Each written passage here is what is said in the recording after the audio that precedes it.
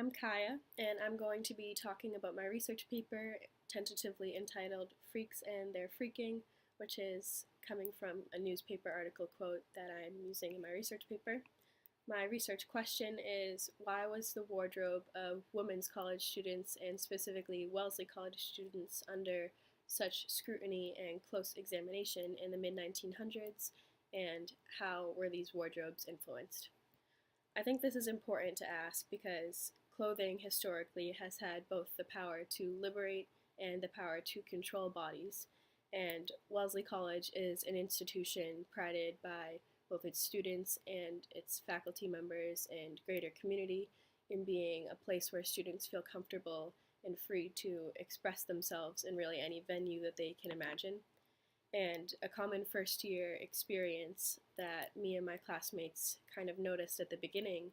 of the semester was this feeling of being much more free to wear what you want and to wear what you're comfortable in. And I think it's important to examine the roots of this feeling by really examining a time in Wellesley's history where the opposite was true and the power of clothing leaned more towards controlling than liberating. And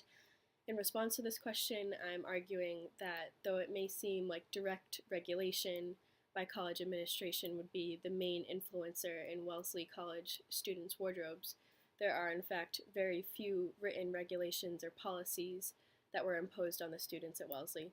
And in the mid-1900s,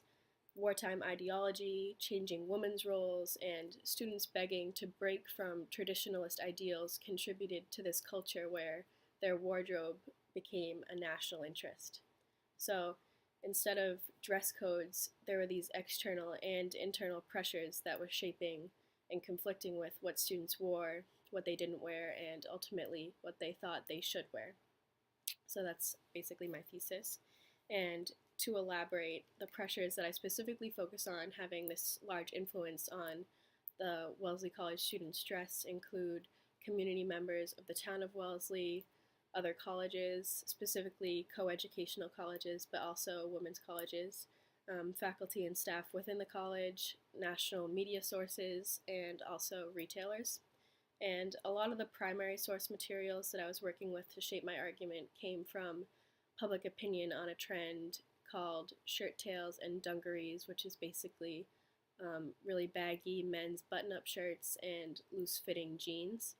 And surprisingly, this seemingly insignificant trend made national news, garnered tons of attention. So this is one of the central pieces that advances my argument. And my analysis for why this time period created such a perfect occasion for Wellesley dress becoming such a public interest kind of talks about how a certain image of women's college students was being thoroughly perpetrated through the media,